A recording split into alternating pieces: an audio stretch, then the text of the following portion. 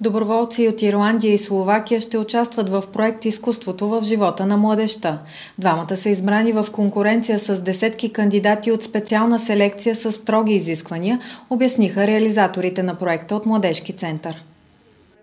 Двамата доброволци, Даниел Фейган от Ирландия и Ференц Мацко от Словакия, са предпочетени от Комисията на Младежки център поради високите им лични постижения и опит в младежките дейности. И двамата са специалисти по медии и комуникации.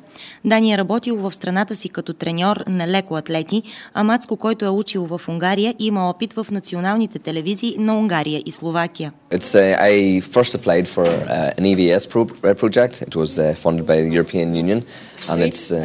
Отначало кандидатствах за европейската EVS програма. It's a program that will last the duration of 1 year, and it's 1 year's voluntary placement. And mine is in the youth centre in Haskovo, and it's in a project called Art in Youth Life.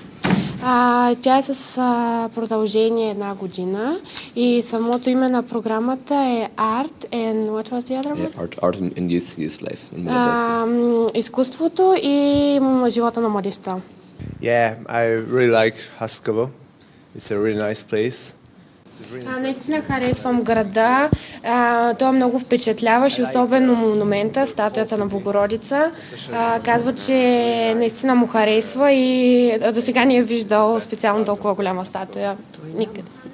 По време на едногодишния си престой в Хасково, доброволците ще изучават местните традиции и ще вземат участие в тържествата и културни събития.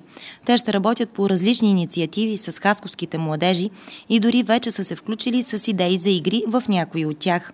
Даниел и Ференц всяка сутрин имат уроци по български. В рамките на проекта доброволците ще дават безплатни уроци в Младежкия център по китара и консултации по английски език.